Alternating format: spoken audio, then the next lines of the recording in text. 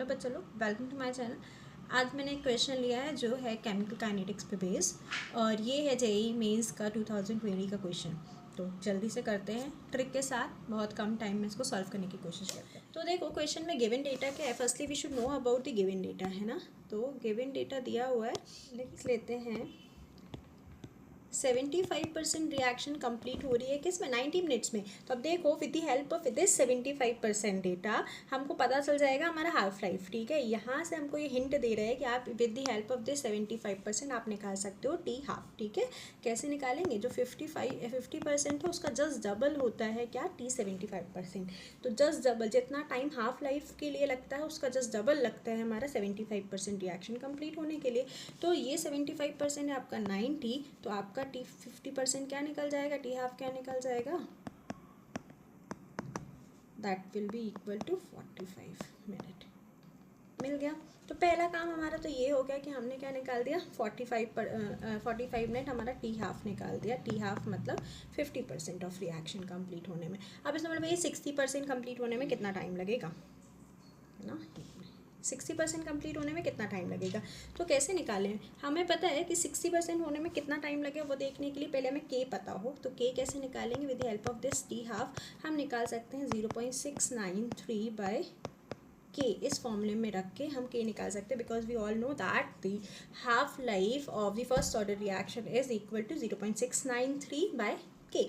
तो हम ये फॉर्मूला रखेंगे तो we can find easily K rate constant of the first order reaction 693 by T half क्या है 45। तो यहाँ से हम निकालेंगे के।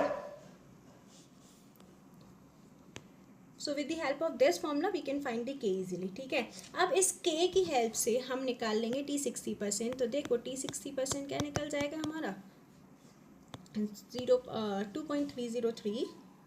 क्या होता है ये formula, 2.303 log of R1 by R2 by यहाँ हो जाएगा के, है ना, क्योंकि हमने यहाँ पे के का फॉर्मूला होता है actually 2.303 log of R1 by R2 by T. तो हमने टी को यहाँ शिफ्ट कर दिया। ठीक है, इजीली हम निकाल सकते हैं।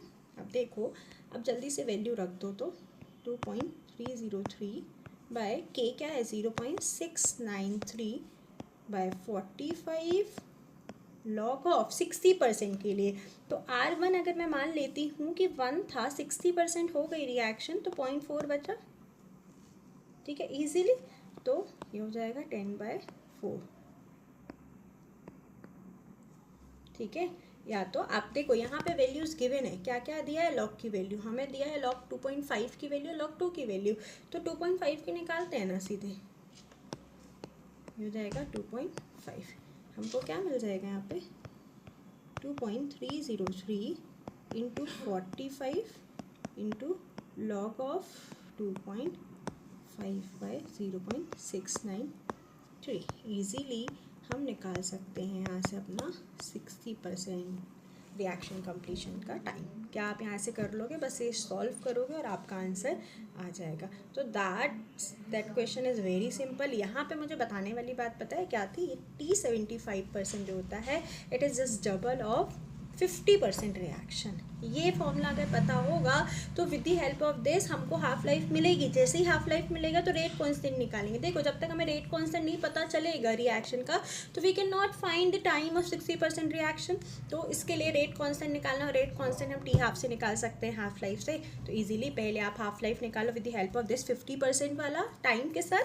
ठीक है, तो वो निकालने के बाद आप ये फर्स्ट ऑर्डर रिएक्शन के इस फॉर्मूले में पुट कर दो रेट कांस्टेंट के, आ जाएगा आपका आंसर।